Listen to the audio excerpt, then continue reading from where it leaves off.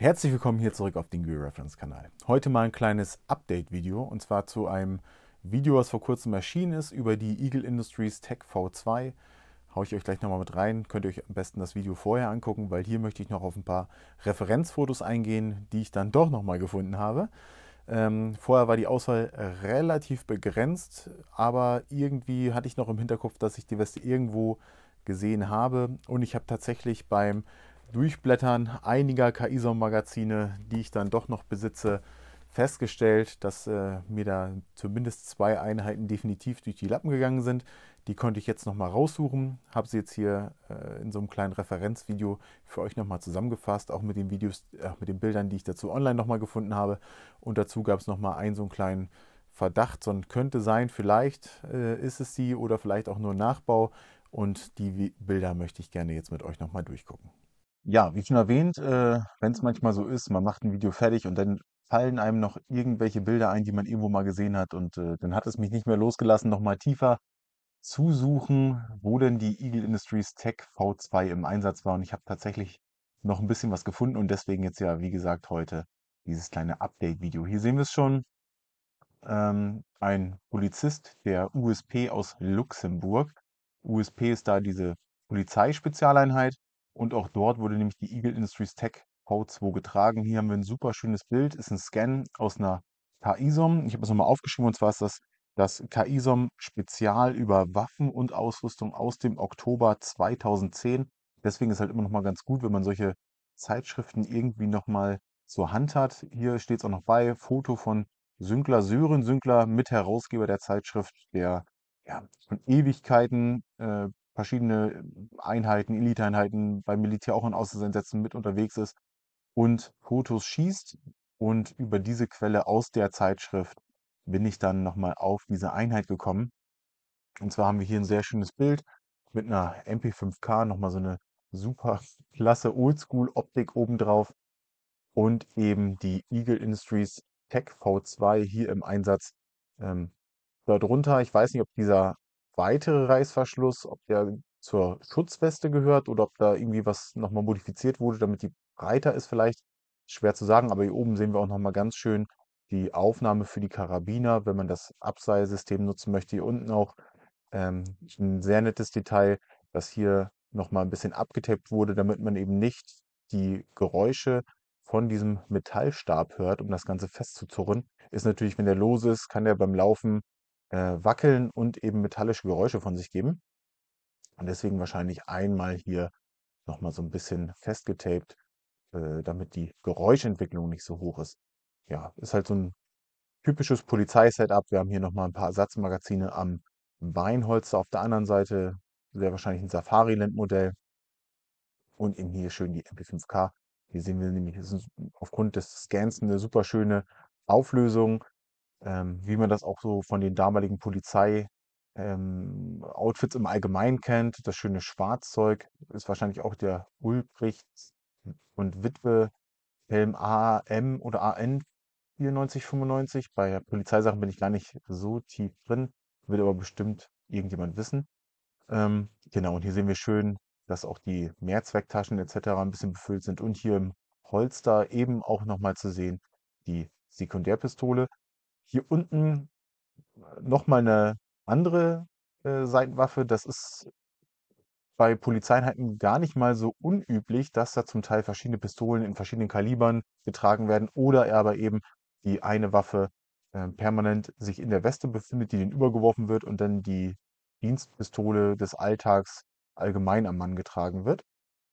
Genau, hier also ein super schönes Foto und über die Quelle bin ich dann nochmal auf die USP aus Luxemburg gekommen und habe noch ein paar mehr Bilder gefunden. Sind immer nicht so die besten Auflösungen, aber hier nochmal eine ältere Aufnahme. Und hier sehen wir es, dass hier auch im Holster bei den Beamten ein Revolver getragen wird.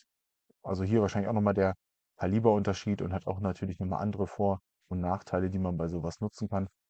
Ähm, Ist auf jeden Fall ein super schönes Bild, wie man das so kennt. Also so, wenn man heutzutage an so Rainbow Six oder sowas denkt, diese Computerspielserie, da ist das halt noch gang und gäbe, dass die Leute noch genauso aussehen, ne?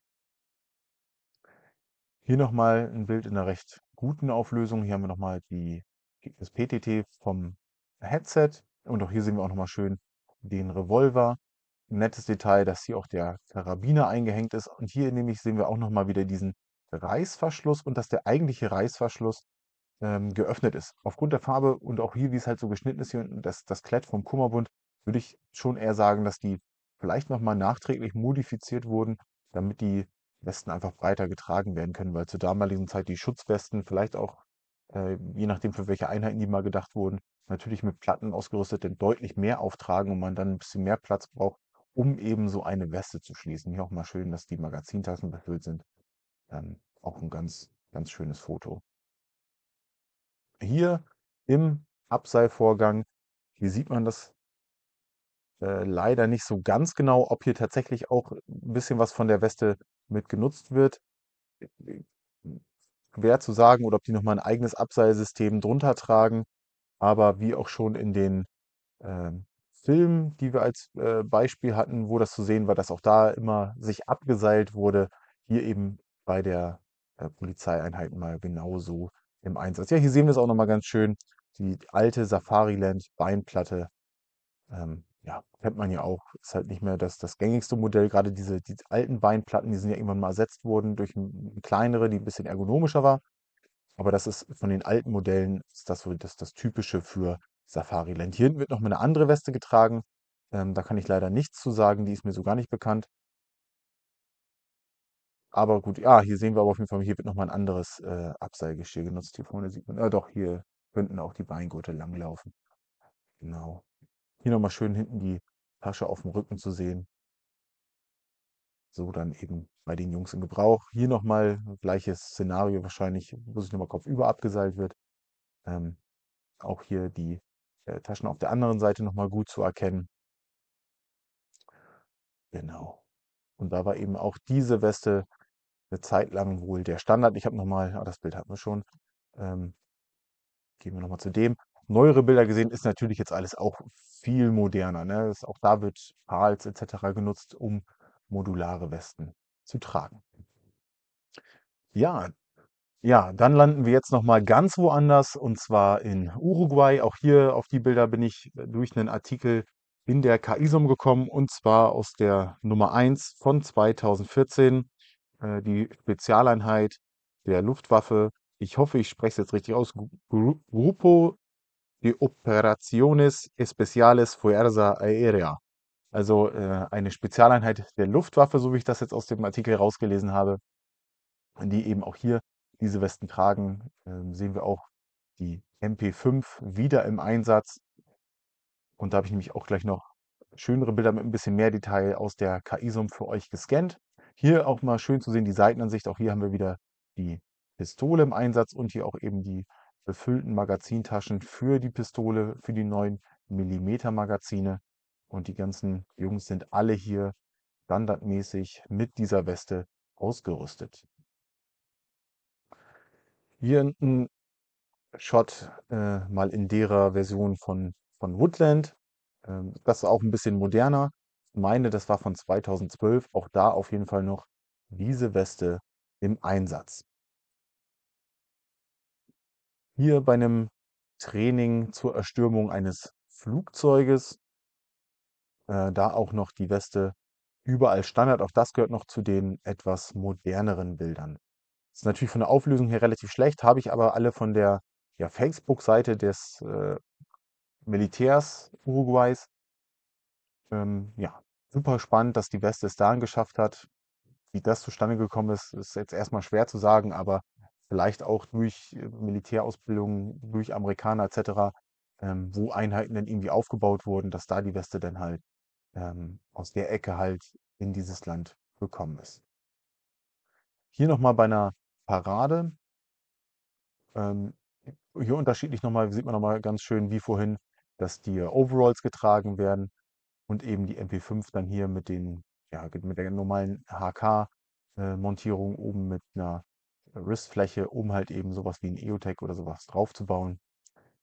Da haben wir gleich nochmal ein anderes Bild von dem linken Kameraden. Hier nochmal ich weiß nicht, 80 Gerät ist halt echt auch nicht so mein Ding, aber sieht so aus wie so ein PVS 14 oder sowas oder vielleicht irgendeine andere Optik, wenn es jemand weiß. gerne mal dazu schreiben und ob das so alles Sinn macht. Aber auch hier haben wir wieder das gleiche Detail, das eben mit ja, Klebeband oder wie auch immer hier eben die Metallstege befestigt wurden. Ja, vorne nochmal ein Laser an der MP5 SD, haben wir gleich, glaube ich, auch nochmal in einer anderen Aufnahme. Aber auch eben ein sehr schönes Foto dieser Weste. Hier nochmal ein anderer Shot von dieser Flugzeuggeschichte von gerade eben. Das habe ich nochmal mit reingenommen. Nicht die geilste Qualität, aber hier sieht man nochmal sehr schön, dass auch die Taschen auf dem Rücken befüllt sind. Also dafür auch die Jungs irgendeine Verwendung hatten, um dort eben was mitzuführen. Hier eben ein Shot aus der KISOM. Quelle habe ich ja schon genannt, welche Ausgabe das war. Sehr wahrscheinlich hier ähnliche Waffen-Setup wieder wie vorhin, nur halt nicht mit dem mit der Nachtsichtmöglichkeit, sondern eben mit dem Fero Z für die MP5 oder sehr wahrscheinlich das Modell für die MP5. Gab es ja Unterschiede, die sehen relativ identisch aus, aber gab es eben für die verschiedenen Kaliber unterschiedliche dieser Zielfernrohre. Hier vorne auch wieder den ja, Laser, keine Ahnung, was das für ein Oldschool-Modell ist, auf jeden Fall arretiert und auch hier wieder ähm, schön die Tasche auf dem Rücken und dann hier noch eine Optronik dabei, um zu beobachten. Den Kameraden hier vorne habe ich nochmal extra mit gescannt. Genau, da ist er.